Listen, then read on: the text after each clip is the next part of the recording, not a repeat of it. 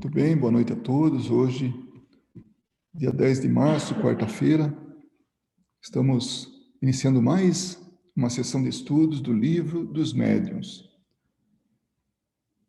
Nós estamos na segunda parte do livro dos médiuns e hoje nós vamos tratar do capítulo 4,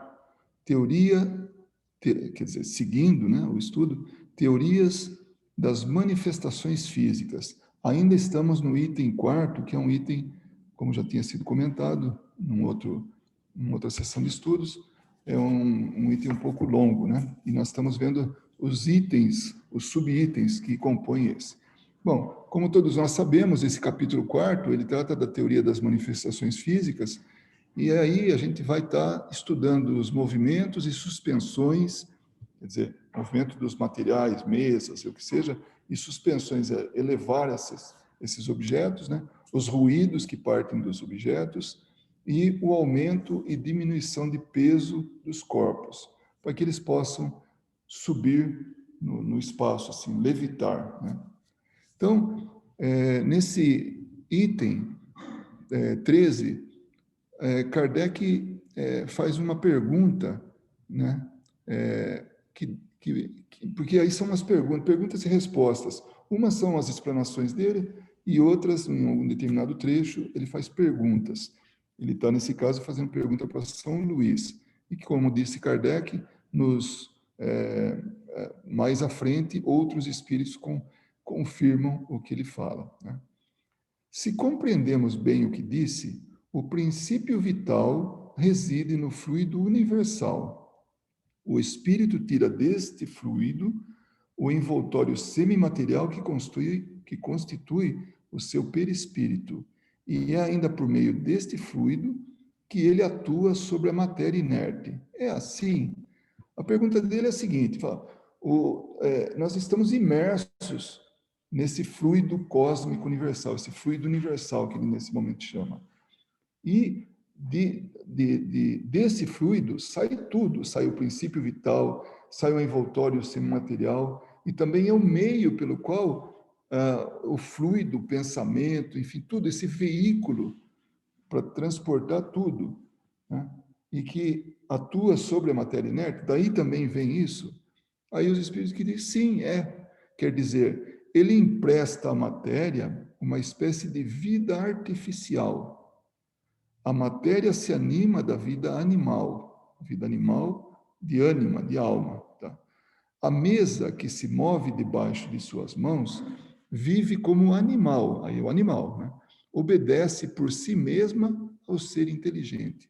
Então, o que o espírito faz? Ele impregna esse corpo inerte, que é a mesa, que é uma cadeira, que é o que seja, desse fluido que o médium oferece. E aí, essa mesa, esse objeto, ele passa a atender o comando do espírito, desse ser inteligente. E aí ele segue. Não é este quem arrasta, como o homem faz com o fardo. Então, não é o espírito que vai, esse ser inteligente que está arrastando, como a gente faz com algo assim, que está puxando um fardo, Quando ela se eleva, a mesa, a cadeira, o objeto, não é o espírito quem a levanta com o esforço do seu braço. Então não é física, o espírito não levanta. Agora junta um monte de espírito, aí vão levantar a mesa. Não, é a própria mesa que, animada, que temporariamente tem vida, a vida oferecida por esse fluido, obedece à impulsão que o espírito lhe dá. Então, vocês imaginem lá no século XIX, ele explicando o que acontece com o objeto, para que ele possa se movimentar. Como é que esse objeto adquire vida? Como é que é o processo? Então é isso. Ele se utiliza de algo do médium que vai dar vida para a mesa. Mas a mesa, a vida, quem comanda os movimentos, quem comanda as ações, é esse ser inteligente, é o espírito. Então não é que a mesa adquire vida, ela adquire propriedades de maneira que o espírito comande esses movimentos. Aí mais para frente ele fala assim, e qual que é o papel do médium, né? Que papel o médium desempenha nesse fenômeno? Como que o que ele oferece, qual que como é que ele ajuda nesse processo todo? Aí ele fala, já dissemos que o fluido próprio do médium se combina com o fluido universal que o espírito acumula. Aí, isso aqui foi colocado, né? Aliás, foi estudado, já falamos disso anteriormente, mas aí, mais uma vez, não custa a gente lembrar que depois de Kardec, que não tinha esse nome ainda, foi cunhado o nome de ectoplasma. E esse ectoplasma, ele está sempre associado a fenômenos de efeitos físicos. Que fenômenos são esses? Aparições, curas, movimentos, sons. Então, esses efeitos físicos, que a gente sempre lembra que é aquilo que de alguma forma sensibiliza os nossos 5 sentidos, né? Eles precisam do médium e desse material do médium, que é o ectoplasma. E lembrando que nós conversamos da última vez, ou uma das últimas vezes, que foi o Dr. Charles Richer, no ano de 1894, bem depois de Kardec, ele estudando, ele estudou vários médiuns, ele realmente tinha assim uma preocupação bastante grande com a parte científica, né? Eusápia Paladino foi uma médium muito conhecida, uma médium assim, podemos dizer entre aspas, poderosa do ponto de vista mediúnico, porque ela doava muito ectoplasma e de boa qualidade, porque não é só quantidade, tem que ter a qualidade também, né? Então, esse fluido é próprio do médium, que se combina com o fluido universal, né, que o espírito acumula. E muitas vezes ele tira da natureza.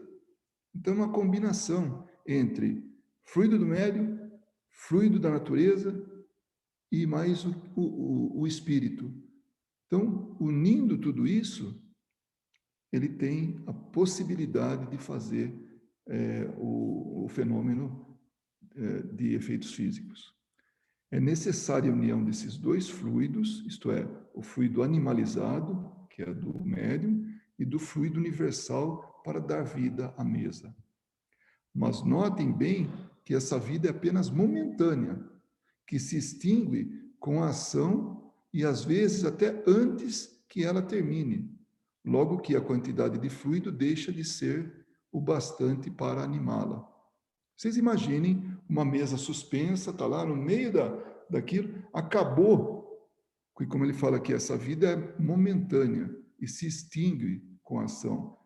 Aí acabou, a mesa caía com tudo, quebrando o pé, quebrando parte dela, né, se estatelando no chão, porque ela não se suportava, ela não dava, ela não tinha essa condição de se permanecer indeterminadamente, assim, indefinidamente. Então, é muito importante a gente saber disso. Durante um período, o médium, ele oferece o material, mas depois ele pega de volta esse material. Nossa, mas é assim mesmo. Porque é parte do médium, é matéria que está ali. E aquilo é utilizado e depois é retornado para o médium. Então, é muito importante a gente saber disso, né? Aí, o Kardec pergunta se e o espírito, ele pode atuar sem o auxílio de um médium? Né? Então, os espíritos falam, olha, nesse caso São Luís, pode atuar a contragosto do médium, quer dizer, o médium queira ou não queira, ele pode atuar. Quer dizer que muitas pessoas, sem que suspeitem, servem de auxiliares aos espíritos. Tem gente que doa esse material naturalmente. E os espíritos identificam isso, vão lá e retiram. Então é aí que acontece. Antes, há muito tempo atrás, quando a gente já sabia, né? Casas assombradas, esse tipo de coisa. Às vezes o médium estava morando ali, se assustava, tanto quanto os demais moradores, nem sabia que estava fornecendo material. Mais tarde, nós vamos ver mais para frente, o caso de um espírito que assombrava uma rua em Paris. O que ele fazia? Ele fazia pedras serem arremessadas, ruídos, tudo. E aí, quando eu pergunto para o espírito, né, na sessão mediúnica, mas e aí? Da onde que você retira esse material? De uma moça que mora lá naquela rua. É uma empregada. É mesmo? E ela sabe disso? Não, ela nem sabe disso. Aliás, ela é a primeira a se assustar. Então, nesse caso, tem muita gente que nem suspeita que pode doar isso aí, que está doando esse material. Né? E os espíritos buscam dela, como de uma fonte, como se fosse buscar água da fonte, então aqui pega o fluido, né? Esse fluido animalizado de que eles necessitam. Assim é que o auxílio de um médium, tal como o entendem, nem sempre é preciso, o que se verifica principalmente nos fenômenos espontâneos. Então, vocês imaginem, vamos fazer a brincadeira da mesa? Vamos. Então, uma festa lá em Paris, 1840, 50, vamos brincar? Vamos. Terminou, já tinham conversado, dançado, comido, bebido, já estava. Aí agora vamos no final da festa, vamos brincar a brincadeira da mesa. Punha várias pessoas em torno de uma mesa, e no meio daquele grupo tinha sempre um médium ou outro que doava o material, e que era possível fazer. Claro que tinha dias que não saía nada. Por quê? Porque tinha gente que doava tão pouco que eles não conseguiam levantar a mesa. Então, era uma condição necessária. Alguém tinha que doar. Se ele sabe ou não disso, não. É o tal do fenômeno espontâneo. Mas espontâneo por quê? Porque não foi feita uma reunião específica para isso, com determinado médium que se sabe que ele doa esse material, um ou mais. Né? Então, não necessariamente necessita do médium, assim, dele querer favorecer isso ou não. Tá? Mas precisa, para o fenômeno, precisa sim do médium.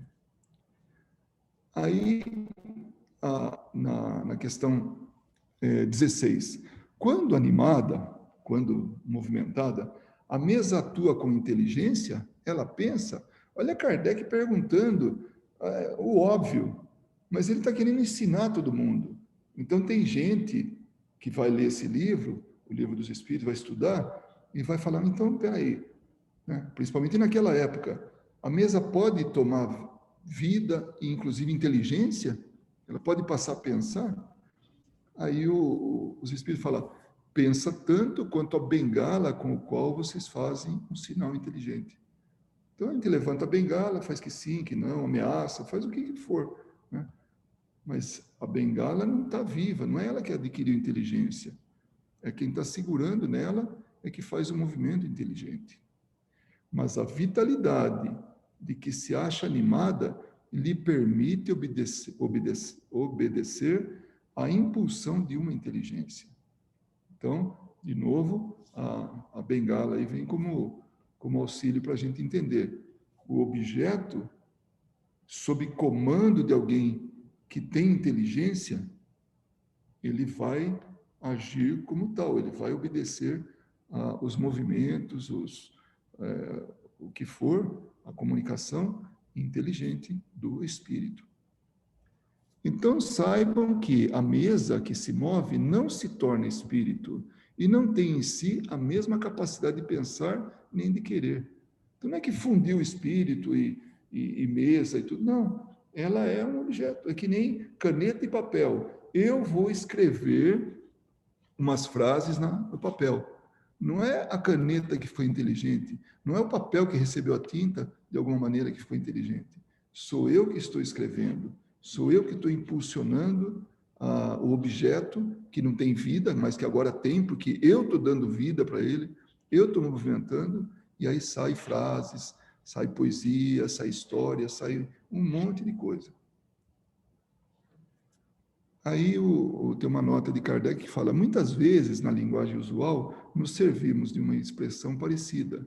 Diz-se de uma roda que gira velozmente, que está animada de um movimento rápido. É mais um reforço do que nós falamos aqui. Então, ela está animada de um movimento rápido, ela está como se tivesse vida, girando rapidamente. Mas, na verdade, teve algum processo mecânico que fez com que ela começasse a girar. E, nesse caso, velozmente. Na questão 17, qual a causa preponderante na produção desse fenômeno? O espírito ou o fluido? Então, quem que é que realmente vai fazer aquilo acontecer? É o espírito ou essa energia, isso que foi tirado, que foi doado pelo médium? Aí ele fala, o espírito é a causa, o fluido, o instrumento. Ambos são necessários. Então, não tem jeito. Se faltar um, não acontece o outro. Falta um dos dois. Se alguém que possa ter tido... Opa, sem querer. Alguém que pode ter tido aulas de princípios de combate a incêndio, esse tipo de coisa, sabe que existe o triângulo do fogo. O triângulo do fogo, são três ocorrências ou três coisas que têm que estar presentes para que o fogo comece ou que ele permaneça. Se não tiver um deles, os outros dois sozinhos não conseguem. Um deles é o combustível, o outro é o ar e o outro uma fonte de calor. Então você pode ter combustível misturado com ar, pode ficar lá uma piscina de gasolina e com ar, porque o ar precisa porque é uma reação química, né? Tem que estar presente. Se não tiver alguém com um palito de fósforo ou uma centelha ali, não vai pegar fogo nunca. Vai evaporar toda aquela gasolina lá e não vai acontecer nada. Então tem que ter as três condições. Você tem uma fonte de calor, um fósforo aceso e tem o ar, mas não tem o combustível, não tem essa piscina de gasolina. Vai queimar o palito de fósforo, vai se apagar e não vai ter incêndio. Porque falta o quê? O combustível. E assim por diante. Mesma coisa com o ar. Pode ter a gasolina e pode ter uma fonte de calor. Mas se não tem ar, não adianta nada. Vai ficar ali também para sempre. Então, é mais ou menos a mesma coisa. Tem que ter o espírito, tem que ter o médium, tem que ter o fluido. Faltou um desses, não tem. Não vai acontecer. Então é necessário, e nesse caso, ele deixa mais simples ainda, espírito e o fluido, em relação à pergunta que Kardec faz. Quem que é mais importante, o espírito ou o fluido? Né? Mas se a gente for um pouco mais adiante, né, extrapolar essa ideia, tem um médium que está fornecendo o fluido. Tem que ter. Aí a questão 18. Nesse caso, que papel a vontade do médium desempenha? Como ele já perguntou isso antes, né? Mas vamos lá, ele está ensinando a gente, ele está explorando, né? Aí ele fala, o médium, nesse caso, o papel é de atrair os espíritos e ajudá-los no impulso que dão ao fluido.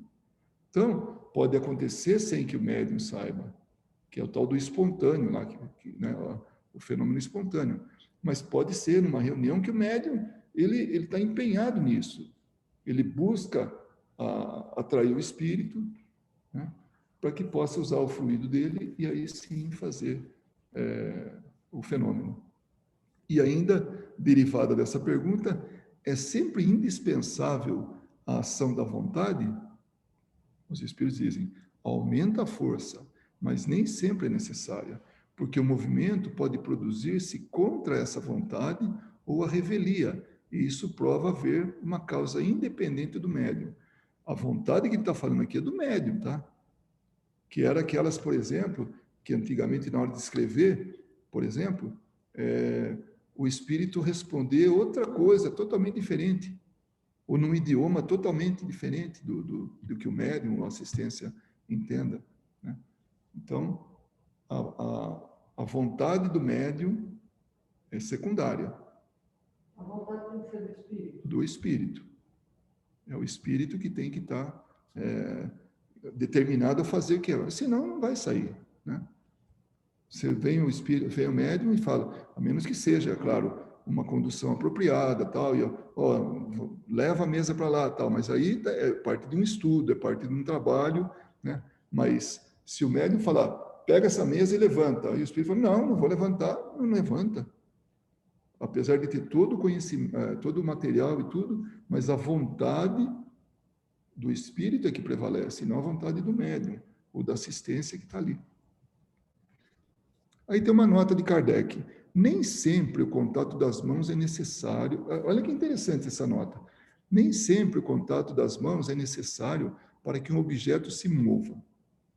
Olha só. Então, pode ficar um grupo em volta da mesa, pode ficar assim, ao redor, bem afastado, mas assim na parede, né? Não precisa pôr a mão. Não é assim, condição obrigatória, né? Muitas vezes, esse contato só se faz preciso para dar o primeiro impulso. Porém, desde que o objeto está animado, pode obedecer à vontade do espírito sem contato material. Então, em alguns momentos, dependendo da qualidade desse material, esse fluido que está sendo doado, que nós já sabemos ficamos sabendo bem depois do livro dos espíritos, do livro dos médiuns, que é o ectoplasma. Então, ele utiliza isso, mas como é que eu estava falando? Para dar esse arrancão, essa arrancada inicial ali, inclusive com o contato manual. Mas dependendo da qualidade, não precisa nem disso, que é o que ele vai falar em seguida, né? Isso depende ou da potencialidade do médium, por potencialidade entendo a qualidade desse material que o médium doa, quantidade, qualidade, né? Ou da natureza do espírito, o quanto que o espírito sabe manipular essa energia. Nem mesmo um primeiro contato é sempre indispensável, do que são provas, os movimentos e deslocamentos espontâneos que ninguém cogitou de provocar. Muitas vezes não está todo mundo longe da mesa, a mesa começa a se mexer. Por quê? Oi? Isso. E pode ter, o espírito pode pegar esse material, transportar para um lugar e fazer acontecer.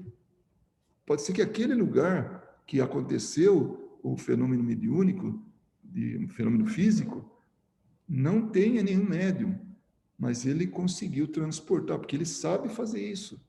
Transportou material suficiente para dar vida para um objeto, uma pedra para ser arremessada, um fogo para uma combustão espontânea, né? Espontânea, entre aspas, né? Porque ele está manipulando isso. Então, pode acontecer esse tipo de coisa. A questão 29, por que nem todo mundo pode produzir o mesmo efeito e nem todos os médiuns têm o mesmo poder? Olha a resposta. Isso depende da organização e da maior ou menor facilidade com que se pode operar a combinação dos fluidos. Então, até mesmo para isso, precisa ter capacidade, precisa ter competência. Então, se o espírito consegue fazer essa combinação de forma assim mais eficiente, então isso pode ir muito bem. Se ele não tem essa capacidade, vai ser vai ser bem inferior o fenômeno, né? Influi também a maior ou menor simpatia do médium para com os espíritos que encontram nele a força fluídica necessária. Olha só, tem que ter afinidade do espírito e do médium. Então, com isso, tem um resultado um resultado melhor. Ocorre com essa força o que se verifica com a dos magnetizadores, que não é igual a todos. Então, Kardec estudou muito isso, né? Os magnetizadores. E ele percebia que tinha magnetizador que era muito potente, e tinha outros que não. E agora a gente vai ver uma outra coisa interessante, que nem todo bom magnetizador é um bom médium de doação de efeitos físicos, de material para efeitos físicos. A esse respeito, há pessoas que até são de todo imunes, que é aquilo que Kardec fala, todo mundo é médium, mas o que varia é a intensidade, a sensibilidade, né? Outras com as quais a combinação só se opera por um esforço de vontade da parte delas. Outras, finalmente, com quem a combinação dos fluidos se efetua tão natural e facilmente que elas nem percebem, e sempre que saibam, e sem que saibam, servem de instrumento, como atrás já dissemos. E mais tarde a gente vai falar das manifestações espontâneas nesse assunto. Então, vocês percebem que tem níveis e níveis de pessoas, de médiums, e também de espíritos, a competência dele. E mais ainda, a afinidade entre os dois. Muitas vezes, nos trabalhos mediúnicos, a gente fala, não, porque meu mentor, é um espírito que tem mais afinidade e está ali, se comunicando melhor. Então vamos, a gente chamou Emmanuel de mentor do Chico e tal. Podemos, claro, pode ser isso, mas havia uma afinidade entre eles muito grande, que já vinha de várias existências. Então aquilo ajudava muito nas comunicações, nas psicografias, por exemplo. E isso, qualquer um que está aqui nos ouvindo, que está nos assistindo, sabe que nos trabalhos mediúnicos, vem sempre um espírito ali que vem, está aqui, o espírito que me acompanha sempre, está aqui, eu estou identificando ele, está aqui. Né? É essa sintonia, essa combinação com o médium. Isso facilita, isso serve também para efeitos físicos. Então, tem, por exemplo, lá no Brasil, acho que é Sérgio, esqueci o sobrenome dele, faz um trabalho de cura mediúnica. E ele recebe sempre o mesmo espírito, que é o Dr. Ludwig, né? Um médico alemão e tal.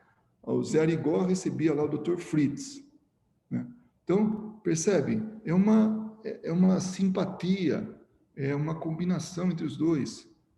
Então, aí, eles vão... o conjunto funciona melhor.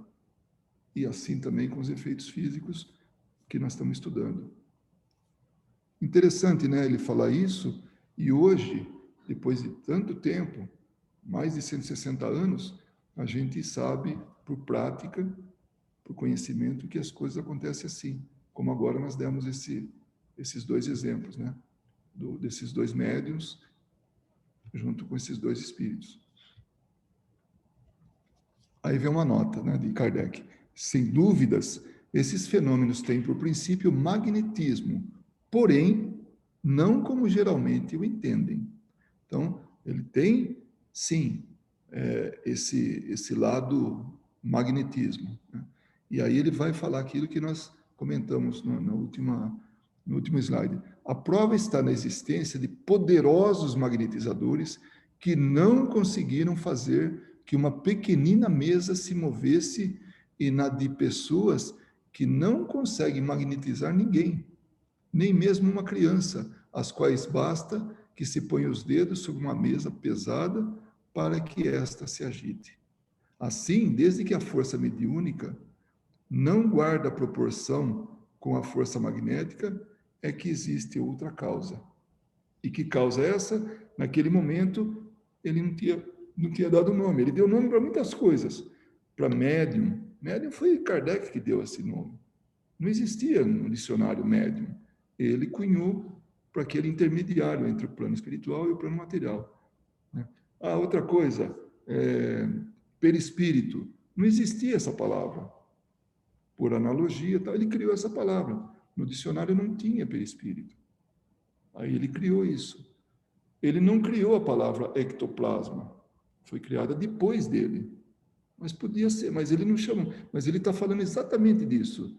Assim, desde que a força mediúnica não guarda proporção com a força magnética, é que existe outra causa.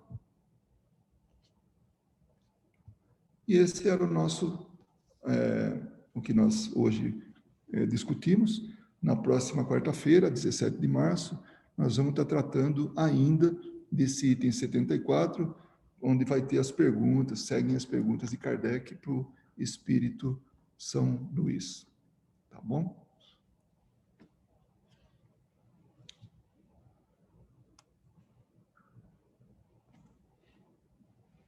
Foi rápido, né?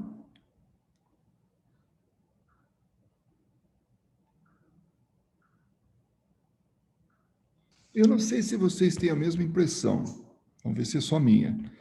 Vocês percebem como, agora que a gente tem algum conhecimento anterior, como essas coisas ficam tão claras para a gente? Como as perguntas de Kardec, quase que a gente responde no lugar dos espíritos. Porque tem uma lógica tão bem fundamentada e as obras de Kardec, elas estão tão alinhavadas assim. Você pega um assunto de tal, você liga com outro de um outro livro, que liga com outro e outro. Então, eles têm assim eles se conversam, né? Onde a lógica está presente ali, o tempo todo. Né? Então, eu não sei se vocês têm essa impressão, mas para mim é muito claro como a gente assim, como a gente vai cada vez mais vai se tornando fácil o entendimento. Eu acho que é interessante quando a gente estuda o Livro dos Espíritos junto, ou antes, né? Tá um pouquinho baixo, Ana Paula, se você puder. Agora? Tá me ouvindo? Melhorou. É o meu fone de ouvido. Então, eu acho que o que ajuda também é estudar o Livro dos Espíritos, né? Muito bem lembrado. Depois que você terminar, eu vou reforçar isso, realmente. Não é à toa que é a base, né? Então, geralmente, quando as pessoas entram no Espiritismo, elas iniciam com um curso introdutório, né? Para se familiarizar com o vocabulário, né? Porque pegar o Livro dos Espíritos logo de cara não é muito simples, né? E daí, quando você vai se aprofundando, quando eu estava falando, por exemplo, dessa relação entre o médium, o fluido que ele emite e a afinidade, né, que ele tem que ter com o espírito, e você estava falando dos mentores, lá no Livro dos Espíritos, o Kardec explica, né, e os espíritos também, através das respostas, que os mentores, eles são nossos afins, né, são pessoas que estão ligadas através das nossas experiências passadas conosco, né. Então, existe já essa sintonia, vamos dizer assim, né, mas não é uma sintonia gratuita, é uma sintonia de vivências, né. São espíritos que e a gente sabe, né, que os nossos mentores obrigatoriamente são espíritos mais elevados que nós, né? Eles não são espíritos angélicos, mas eles são espíritos que têm uma elevação moral maior que a nossa, porque para suportar a gente tem que ter um pouco mais de moralidade, né? Que não é fácil. Então, daí, o meu ponto era que várias coisas que foram ditas hoje você consegue correlacionar com o Livro dos Espíritos, e isso facilita, né? O estudo anterior facilita. O próprio Kardec ele fala, né, que o Livro dos Médiuns um prolongamento, né, é uma continuidade do Livro dos Espíritos. E ele também percebeu uma coisa, que se a pessoa começasse pela prática mediúnica, sem conhecer nada, aquilo não dizia nada, não atingia ele, não sensibilizava ele. Então, a importância do estudo teórico é muito importante, é muito grande, porque realmente isso vai fazer com que ele possa, usando essa lógica, o entendimento, ele possa ver coerência naquilo que está acontecendo. E também o que você falou, realmente, o médium, ele tem sempre alguém a quem ele tem afinidade.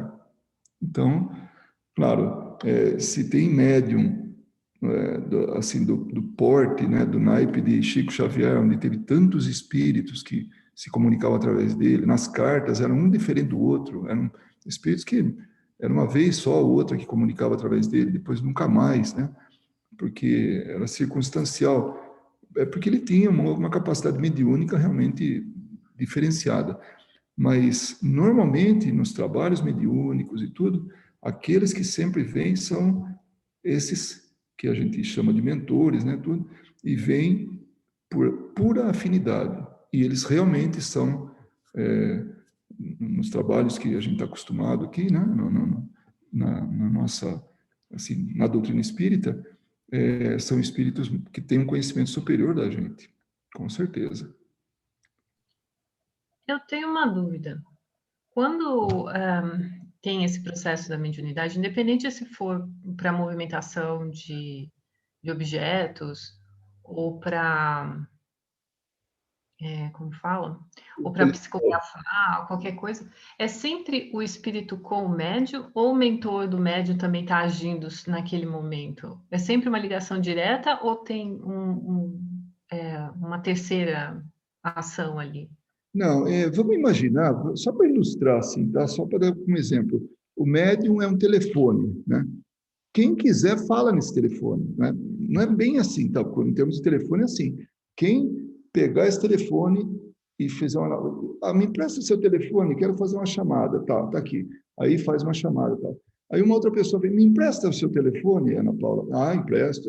Então é um outro. Aí um terceiro, um quarto. Então, a comunicação se dá de forma, assim, o espírito, ele fala através do médium. Agora, dentro de um trabalho mediúnico, durante o trabalho mediúnico, tem toda uma assistência que pode ser somente desse mentor, como pode ser até de mais outros espíritos, para que possa a comunicação ocorrer, né? Porque não é assim. Agora, se for uma mediunidade desequilibrada, a pessoa tem aquela mediunidade natural, ela está caminhando na rua, de repente um espírito vem e se comunica através dele. Entre aspas, se apodera, né, dele, assim, física e mentalmente, né, e pode dar uma comunicação, pode fazer ele... Isso, se ele não tiver educação mediúnica. Então, o mentor permitiu, ou sei lá, ou a pessoa é tão mal educada no bom sentido, né? Mediunicamente, que qualquer espírito passa e domina ali, ele não sabe como dominar aquilo.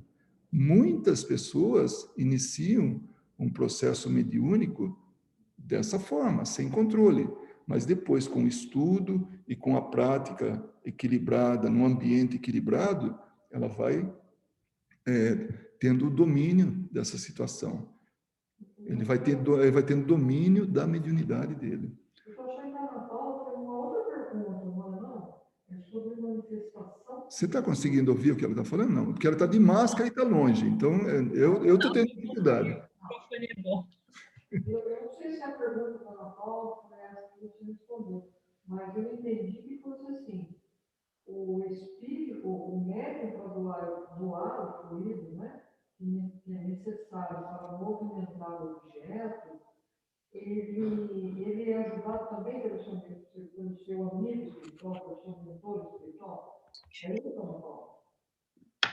Na verdade, assim, a minha dúvida era se, por exemplo, tem um médium, ele está ali doando o ectoplasma, né, esse fluido, e o espírito está se manifestando através desse fluido, né? Se, porventura, é um só espírito, ou pode ser outros espíritos também no mesmo movimento, nesse caso.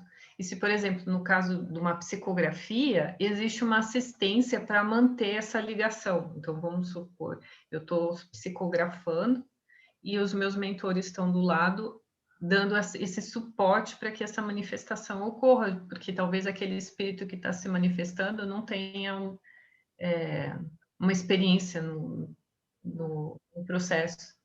Exatamente. Existe essa assistência quando o espírito não tem a competência para isso, quando ele está desequilibrado. Por exemplo, imagine alguém que te ama muito, que está desencarnado. Ama, tem uma afinidade com você enorme. Aí tem uma oportunidade de escrever uma carta para você, ou de falar com você. Ele pode não ter equilíbrio suficiente para dar a comunicação, seja falada, seja escrita, né? Então, aí os espíritos ajudam, eles estão ajudando nesse sentido. E não necessariamente tem que ser o espírito amigo, o protetor. esse trabalho não colaborar. Isso é. Então, pode ser o médium o médium não, desculpa, o mentor do trabalho, né? Não necessariamente o seu mentor, né? Existe sempre um diretor, né, um dirigente do trabalho, um responsável. A organização é muito grande, né? Assim como no plano material tem os médiuns, cada um com a sua aptidão, e tem aquele que dirige o trabalho. Então existe todo um respeito por essa organização, não é hierarquia, porque no final das contas é um grupo só e assim, não tem ninguém melhor que o outro. É isso que a gente tem que estar sempre em mente. Mas no plano espiritual também tem a mesma coisa, tem aquele que organiza, tudo está lá, né? Agora, realmente, o médium, ele se utiliza, porque muitas vezes ele precisa da ajuda desses trabalhadores, seja o mentor dele no meio, seja só o mentor, sejam outros que não o mentor, mas tem sim.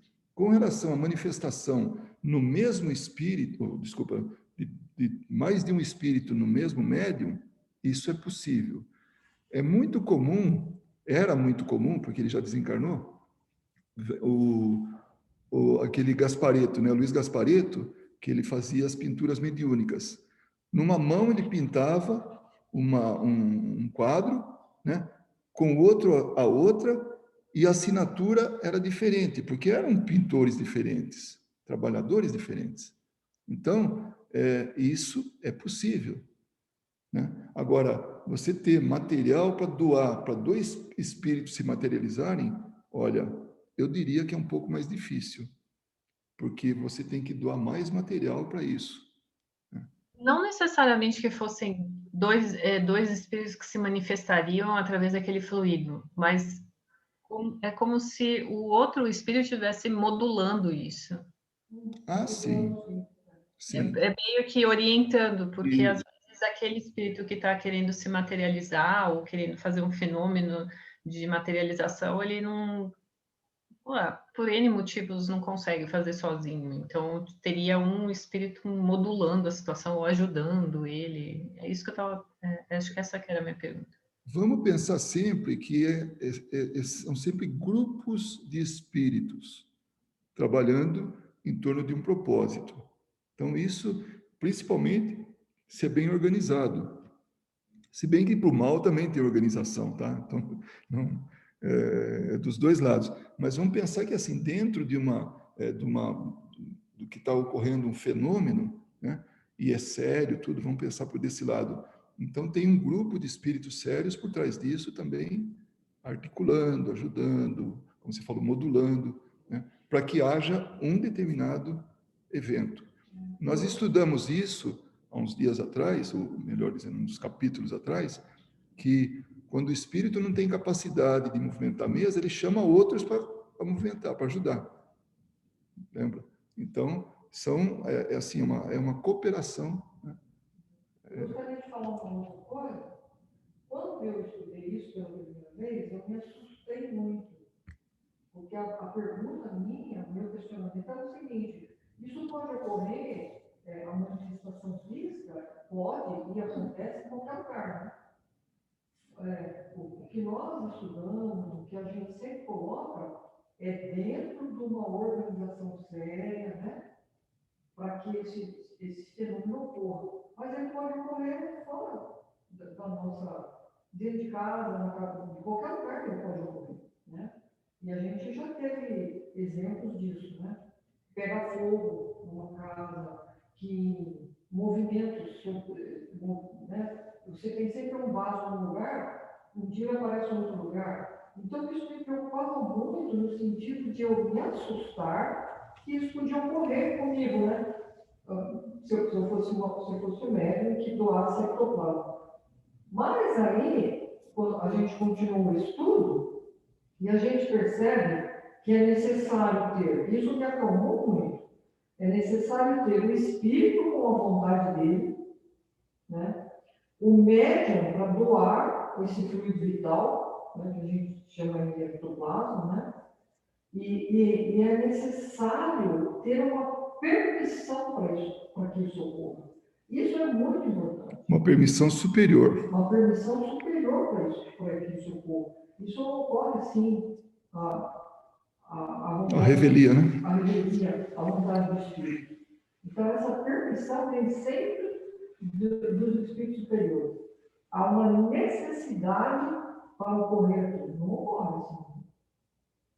Então, existem espíritos trabalhando para ajudar esses fenômenos a acontecer. Não, isso é verdade, porque teve um caso no centro que eu frequento em Campinas, de um senhor que estava fazendo estudo do Livro dos Espíritos e que ele começou a ter esses fenômenos dentro de casa, lâmpada estourar, né, ou queimar, mas geralmente era estourar a lâmpada, estourava a lâmpada. Daí ele foi conversar com o instrutor na época e ele foi para o desenvolvimento mediúnico e acabou. Eu tenho uma razão, né? Não é aleatório. Aliás, nada é aleatório, né? Tudo tem uma razão.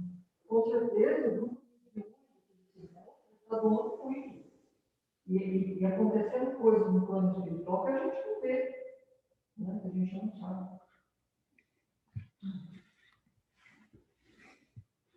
É um assunto que eu gosto muito.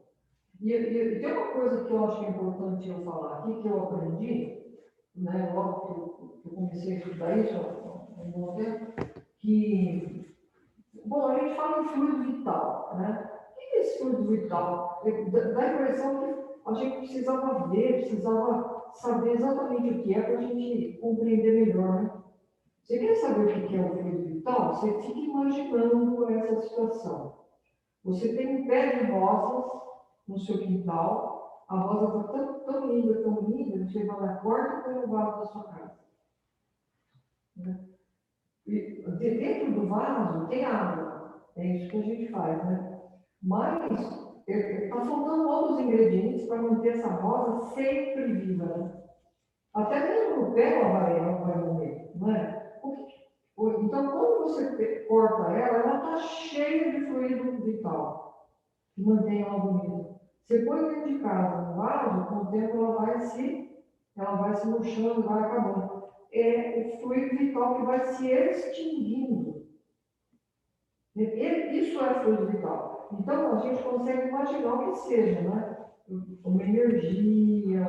Então, eu sempre penso nisso, né? O fluido vital, ele mantém a vida, né? É isso que ocorre. Ele mantém a vida na matéria enquanto ele existe ali. Nos fenômenos de manifestação física é isso. Existe ali um fluido vital, enquanto ele não se extingue, a mesa está tendo vida, né? Uma vida, né? Imaginária, não é uma vida real. Isso é importante lembrar, foi bem lembrado, Renin, porque é parte do nosso estudo, ou seja, por mais longa que fosse a brincadeira, né, de salão, cedo ou tarde tinha que acabar, porque não é uma coisa que está para sempre, tem que devolver as coisas no seu lugar, né? Esse ectoplasma tem que voltar para o doador. Às vezes a quantidade é tão pequena de cada um tal que não vai fazer tanta falta, mas numa materialização realmente grande, né, assim que envolva assim esse empréstimo de energia do médium, ele perde peso, inclusive. Aqueles que tiveram oportunidade, que têm oportunidade de ir um pouco mais a fundo nisso, vão perceber que é parte do médium que está sendo utilizada, mas que depois tem que ser reposta, né? Porque é material. Agora eu vou fazer uma pergunta, eu não sei se eu vou adiantar ou se não tem, se eu vou complicar um pouco, mas quando o médium faz uma cura, e essa é uma dúvida que eu sempre tive, porque no Livro dos Espíritos eles falam que o médium de cura, isso, o médium de cura, ele impõe, né, ele transfere esse fluido vital, esse princípio vital, o jeito que você chama, e promove a cura. Só que ele recebe também doação, Quando você fala em mediunidade, tem que sempre lembrar que tem um espírito envolvido, né? Então, o espírito ele se utiliza daquele material do médium, seja temporário ou seja até definitivo, e ele trabalha no corpo perispiritual, né, do paciente, aí opera a cura. Então, ali ele tem a capacidade, o espírito, de adentrar, visualizar o interior do paciente. E ali ele trabalha com o material do médium. Então, não é físico do ponto de vista assim da carne, né? É físico no perispírito. Porque Mas depois ali ele não pede, né? Mas ele não pede esse fluido.